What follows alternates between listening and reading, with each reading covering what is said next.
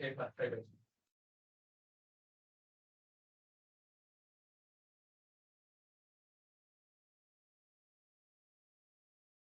everyone, myself Bish Reddy. Today we are going to see the operating system project 3 on Nando Tetris. We have already seen the project 1 and project 2 in our previous videos. Now we are going to discuss about the sequential logic, flip-flops, memory units, and counters. And we are going to execute some of the HDL codes on hardware simulation tool. So let's see one by one. First of all, sequential logic. To understand the sequential logic, first we need to see combinational logic. So here we will deal with the issue of time. Before, in project 1 and project 2, there is no issue of time. That means it will run as quickly as possible. But here, output was computed instantaneously. This is known as combination logic. Now clock. We know that clock contains 0 and 1. The cycle will be moved upward and downward.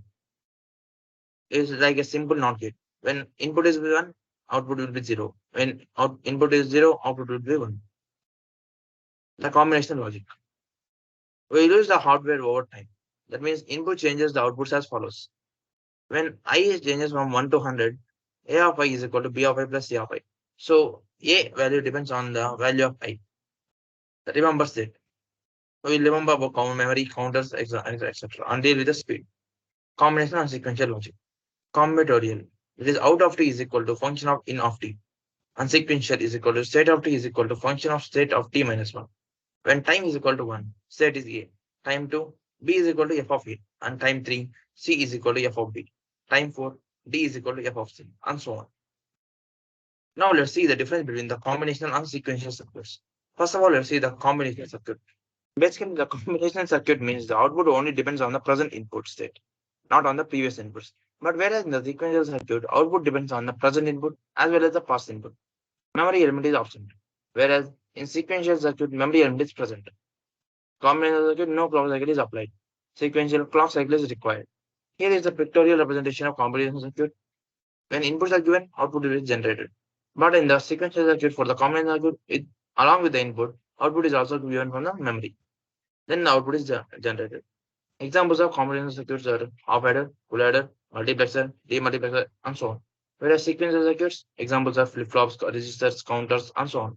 So basically, combinational circuit means output depends on the present state of input. Whereas sequential, output depends on the present and past state of inputs. Now let's deal about flip-flops. In electronic, flip-flops and latches are the circuits. Basically, these are the circuits that have two stable states and that can store the state information. The circuit can be made up of change the state by signal applied to one or more control inputs and the state of output. Here is the representation of latches and flip-flops. Basically, in this video, we are going to see about D flip-flop. D flip-flop, triangle symbol is shown that is connected to the sequential chip. The clockwork data flip-flop, that is D flip-flop. Input is given to the D flip-flop, output is generated. That is out of T is equal to in of T minus 1. D flip-flop. In many physical implementations, it may be built from actual NAND gates. To build the D flip-flop, create a loop, achieving an unclocked flip-flop. Step 2, isolation across the time steps using the master step setup. Whereas in our hardware simulator, D flip-flop is available already. Sequential logic using D flip-flop. For the combination logic function F, input is UN, and using D flip-flops, several D flip-flops will generate the output. And then again the output is given to the combination logic as the input. This is known as sequential logic. That is, output depends on the input and the past input. Sorry, past output. So state of T is equal to F of input, state of T minus 1. Now let's see about the registers. First of all, let's see about 1-bit registers. 1-bit register means one input is given and one output is generated on load 1. If load is equal to T minus 1, then output of T is equal to in of T minus 1, else output of T is equal to T minus 1. Now we'll see about the von Neumann architecture. Basically, we discussed the von Neumann architecture in our project 1. Then we have discussed about CPU, where it contains the ALU control. But now in this unit, we'll discuss about the memory. Memory, that is main memory, RAM, and secondary memory, hard disk. Volatile and non-volatile. Now, we'll basically see about the RAM. Data, it contains the data on instructions. It is random access memory. So, coming to our previous topic, registers. Registers. These are the type of computer memory that are used to quickly accept and store and transfer the data and instructions that are being used immediately by the CPU. The registers used by the CPU are often termed as a processor registers. One bit register in and out, on bit unload is given to multi-bit registers. So basically, registers are a type of computer memory that are used to quickly store and transfer the data instructions from the CPU. Next, RAM architecture, RAM unit. Here, input and address has been loaded into the RAM, where inside the RAM the registers are connected with the direct access logic, and load is given, and the output is generated accordingly. RAM abstraction, the sequence of n addressable registers with addresses 0 to n minus 1. What is the width of address input? For the RAM, the width of address input is k. That is equal to log 2 power n. W is a word width and no impact on RAM logic. RAM is a sequential chip with a clocked behavior. Here is the 16-bit representation of RAM registers. Here, RAM 8. Here we know that n is a addresses present and k is a chip's logic. Width of the input. K is the width of the address input and n is the addresses. For RAM 8, address input is 3, RAM 64 6, RAM 12 is 9, RAM 4K 12, RAM 16K 14. Now move on to RAM chips. These are selected because we need them for hack computer. As we discussed in the project 1, hack computer needs a RAM chip, as this is the basic building blocks of the computer system. RAM, random access memory. It is needed because irrespective of the RAM size, every register can be accessed at the same time, instantaneously. Like when we are executing, when we are going to execute some of the program simultaneously, when the secondary storage is full, we will store that in the RAM, inside the RAM. And when the one process has been completed, it will come, so the second process comes in the execution. Like this, RAM can store n number of devices up to its capacity. Here is the RAM of 8 bits, 64, and 5 and 12. Now let's discuss about counters. A chip that realizes instruction. A computer must keep track of which instruction should be fetched and executed. It will be taken care of by counters. This control mechanism can be realized by a program counter. So, program counter, it basically keeps track of which instruction should be fetched and executed next.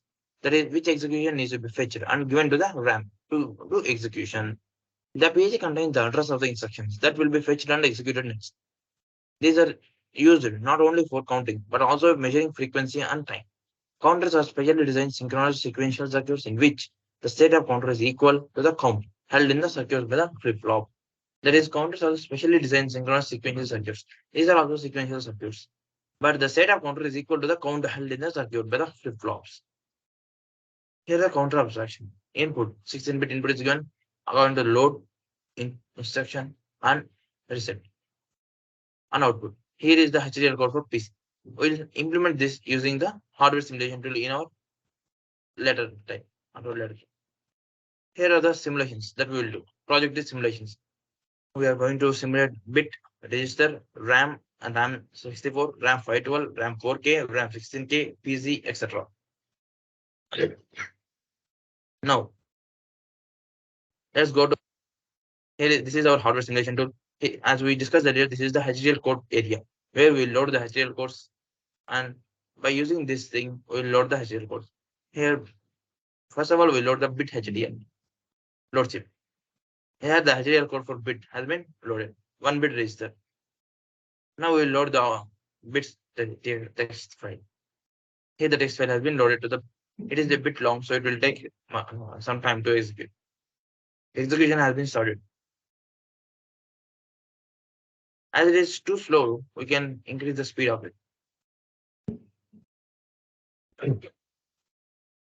Once all the inputs have been computed, we'll get the message here. Then we can check for the output. So let's wait for some time.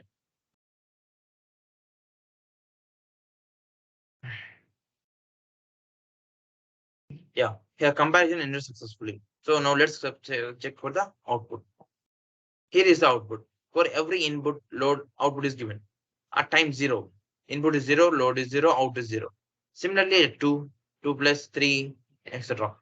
We'll get the corresponding output for the input and load. At last 107, 1, 0, 0. We can increase the input by loading the script according to the size. Now, next we'll load the other program, that is PC.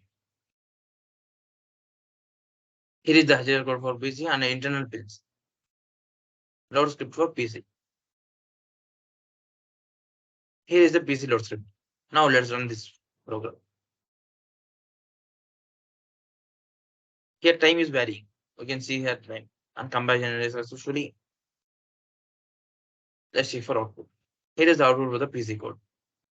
Time according to the input, reset value, load, increment value, and output. In our simulation, the next thing is RAM 8. We'll see about the RAM 8.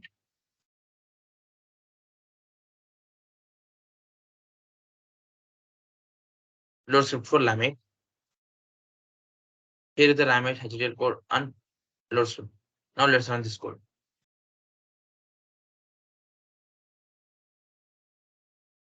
As these codes have more inputs, it will take some time to execute. This is the clocked input. RAM 8 clocked. And here the internal pins and comparison is successful. So now let's see the output.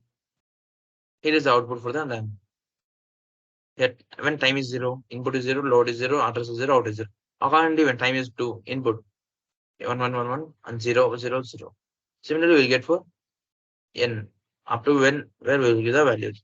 Then now let's check for RAM 64 load chip.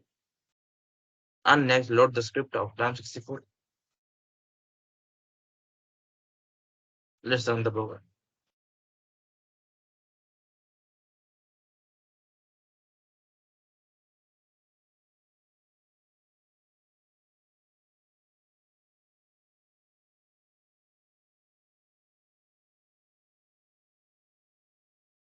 Here we can see what are the values assigned to the internal pins.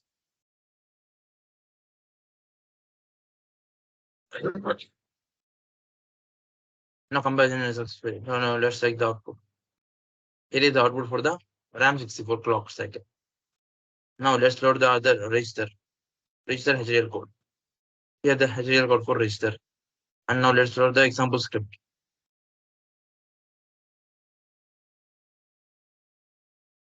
Now let's run this to check the output.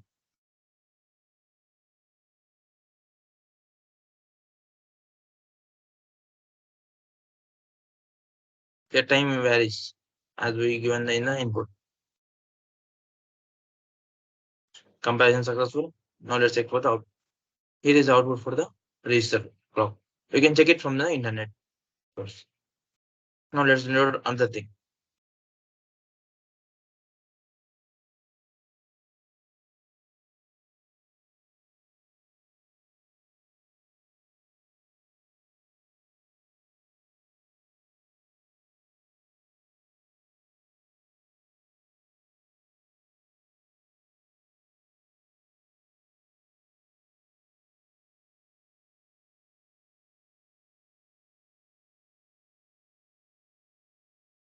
Here are the RAM 4K, RAM 16K, and 5K. Let's execute one by one. Here is the HDL code, RAM 4K. And now let's load the script for this. Here is the screen presentation of RAM 4K. But now let's go to script. Load script for RAM 4K or TX. Load script. Here is the RAM script. Now let's run this.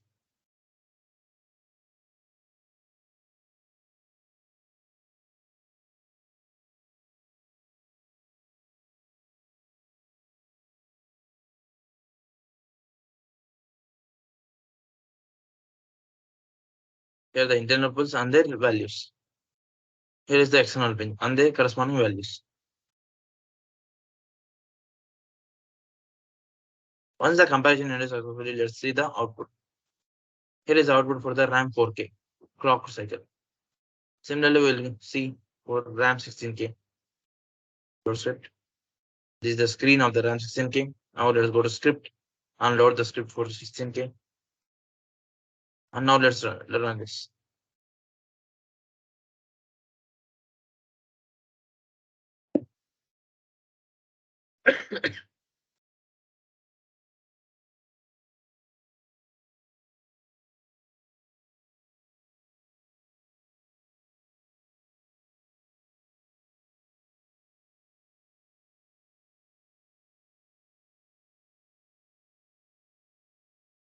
Once all the diskettes are run successfully, we get the confirmation.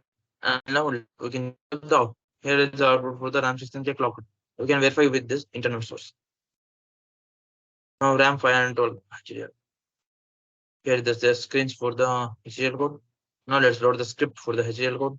Load script 512. Yes, good.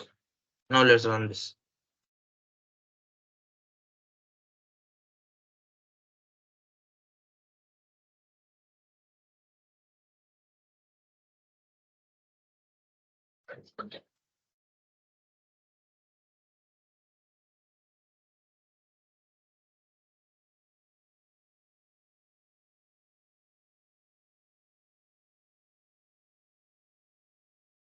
Once the comparison is successfully, we can view the output. Here is the output for the RAM 512. And now if we want to see the screen, here is the screen values for RAM 64. There is RAM 512. So this is our project 3. So thank you.